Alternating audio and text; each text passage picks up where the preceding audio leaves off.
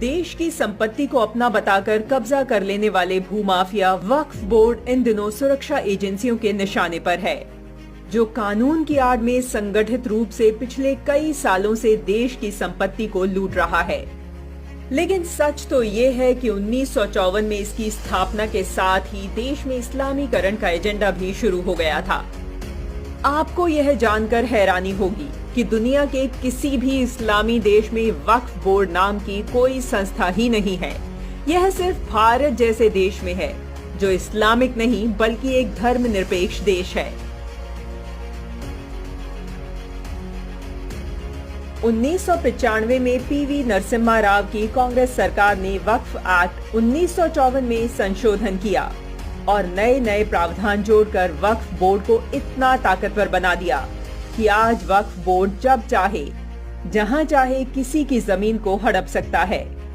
वक्फ board की मनमानी का ताजा उदाहरण तमिलनाडु में देखने को मिला, जहां भूमाफिया वक्फ बोर्ड ने एक हिंदू गांव की पूरी जमीन को अपनी संपत्ति घोषित कर दिया है। इसमें हिंदुओं की सैकड़ों एकड़ जमीन के अलावा 1500 साल पुराना मंदिर भी शामिल है। लेकिन अचरज की बात यह है कि इस्लाम को आए तो अभी 1400 साल ही हुए हैं।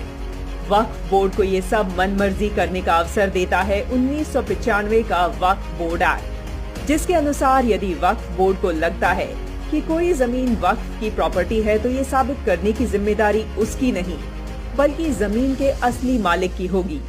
हैरानी की बात यह है कि अगर वक्फ बोर्ड ने आपकी संपत्ति को वक्फ की संपत्ति बता दिया तो आप उसके खिलाफ कोर्ट भी नहीं जा सकते।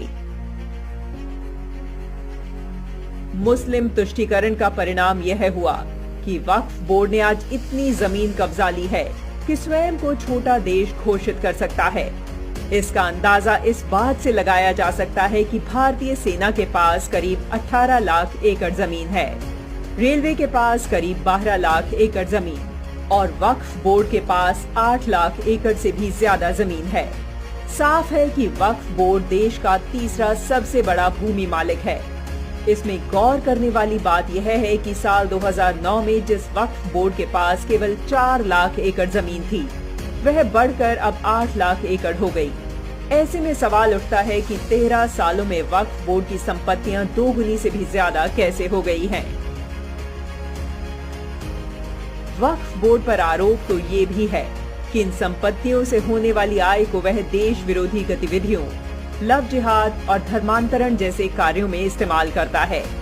आपको बता दें कि 1947 में भारत विभाजन के बाद 1950 में नेहरू लियाकत समझौते के अनुसार भारत छोड़कर पाकिस्तान गए मुसलमानों की जमीन को वक्फ की संपत्ति घोषित कर दिया गया। लेकिन दुर्भाग्य है, पाकिस्तान से भारत आए हिंदुओं की जमीन पर पाकिस्तानी मुसलमानों का कब्जा आज भी बरकरार है।